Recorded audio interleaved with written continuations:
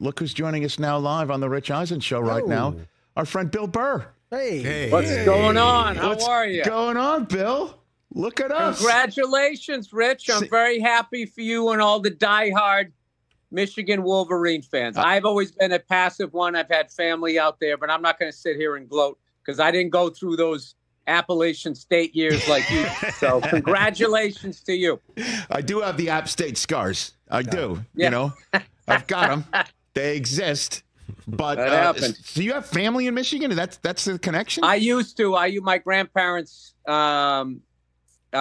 up out there, and they long since passed. But, you know, way back in the 70s and 80s, I used to go out there, and, you know, they lived, you know, right down the street from Ann Arbor and everything. So it was impossible to escape that influence, you know? Yeah. So you went to the big house as a kid? Is that what you're saying? I didn't go to the big house, but I used to watch the games. I'm talking about the AstroTurf.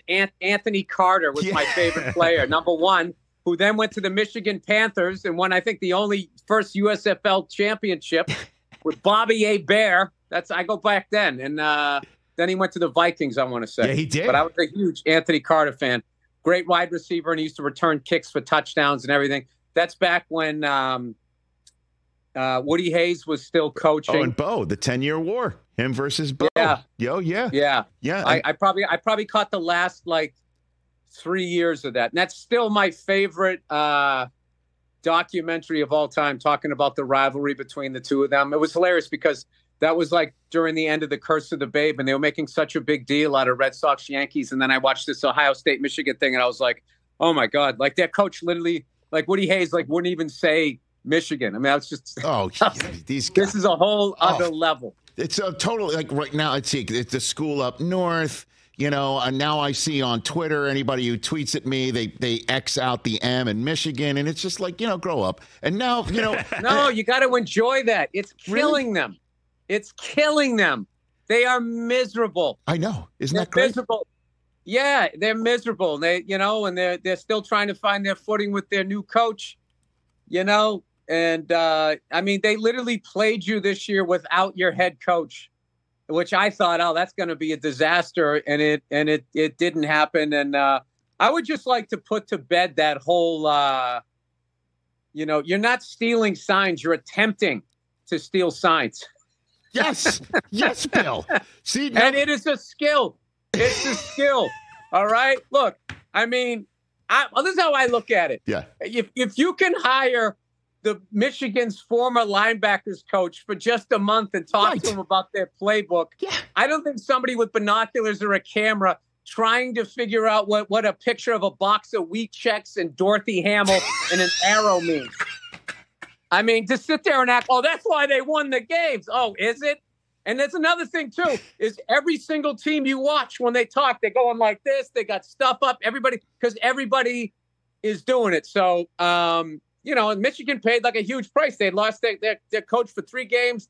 And I'm sure there was, I don't know how draft picks and stuff work, but I'm sure there was some sort of sanctions. Usually when that happens to a football program, they nosedive for a little while, and you guys turn around and won the championship. So, but I wouldn't put it past Buckeye fans whining about it, because that's a part of the college football tradition. Yes. This time of year is Ohio State fans crying about the refs or how they should have made the playoffs and yada, yada, yada. And evidently, they're sort of the new Notre Dame. Remember Notre Dame when we were growing up? They acted like everyone else was on steroids except for them, but somehow their players were the same size.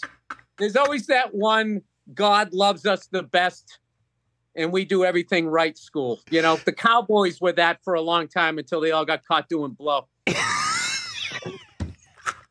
That was the 70s, though. That was back in the 70s. Dude, they didn't all get caught, though, but I'm with you on obviously, I'm with you on the whole Connor Stallions thing, because, again, they did break the rules. The question is what to what effect, and we still don't know, and everyone assumes it was to the maximum possible, most damaging effect against them, and the best possible effect for Michigan for in the exact moment. Because, again, my point, as you pointed out, what is it, a box of wheat checks, Dorothy Hamill, and an arrow? You got to make sure that you know what you're looking at. How many times are people on a vacation and you're taking a selfie and somebody walks up and says, "Oh, I'll take that picture for you."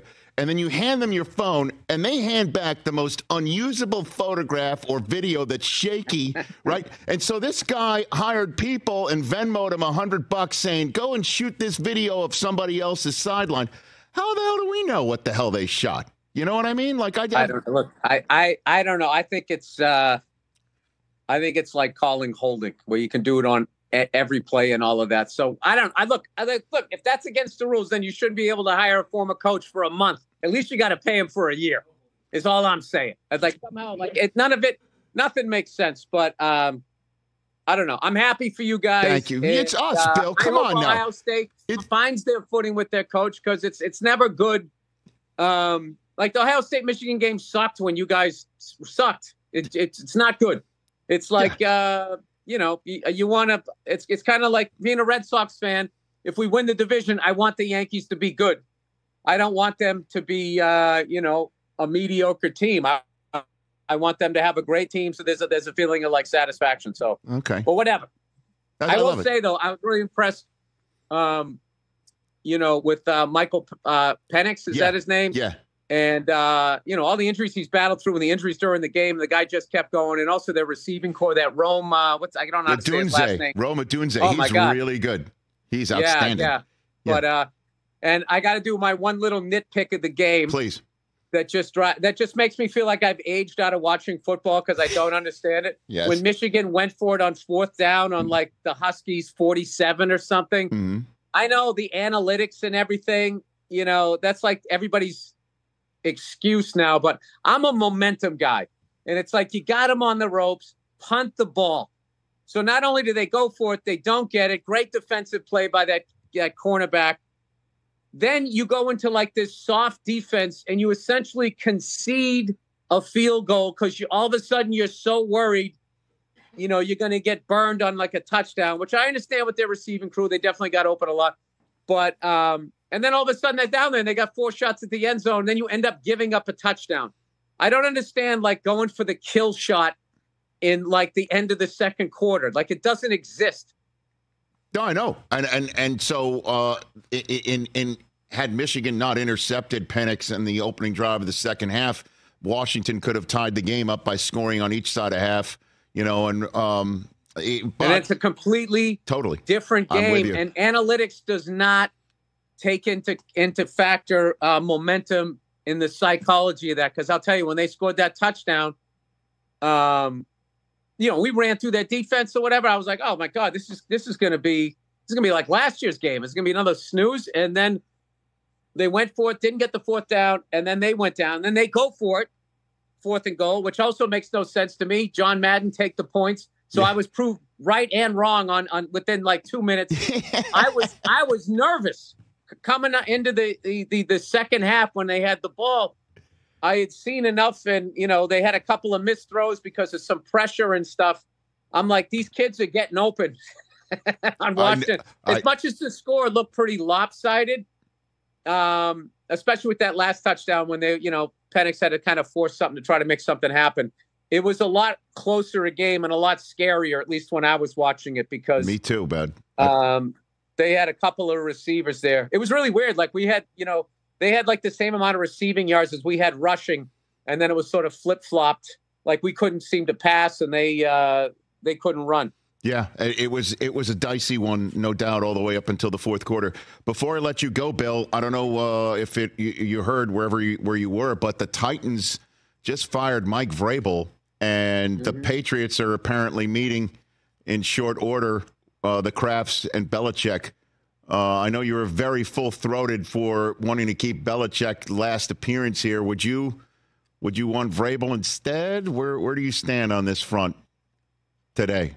I don't know. So much of this stuff was just media driven and everything, and just like, because they just like saying, what did I see? I saw the other day on Instagram, are the Beatles overrated? And it's just like the ultimate clickbait. You're going to get all the boomers be like, the level of influence that they have cannot be measured. And then you're going to get all these young kids that grew up listening to rap going, it's old people music. And then they got what they want, a bunch of people interacting on their app. And I feel like sports journalism, because of the amount of places people can be watching now, it's just all about creating all of this stuff. I would much prefer if they could sit down with Belichick and maybe he agrees, to let somebody come in and be a GM, mm-hmm. and we can build like through the draft or whatever. But look, these things are always hard. When I look at it, like, all the great coaches I saw growing up, Don Shula, Chuck Noll, and all of that stuff, they're always there. It's part of coaching that just becomes a point where I don't know. I don't know. I'm sad that if it's over, that it's over. I love Bill Belichick. I love Mike Vrabel too and everything. But how do you replace this guy?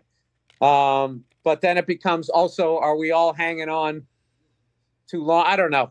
I hate this question. Next question. I don't blame you. It's a tough one, brother. Yeah. But in the meantime, we bask in the glory of the University of Michigan being the national champion. Man, I followed LSU more than Michigan, but I always, had Michigan in my heart because of growing up. You went to the Rose Bowl, Bill. Did I not see a photograph of you and you went to the Rose Bowl last week? I did. Okay. I did. That's commitment, I did go brother. to the Rose Bowl. That's and commitment. I root for Michigan. I root for LSU. I'm a pro football guy. So that's my team in the South. That's my team in the North. But I'm not going to sit here and be like, I got you. I stuck through them, all of these years. But also I want to say congratulations to the Washington Huskies. They had an unbelievable season.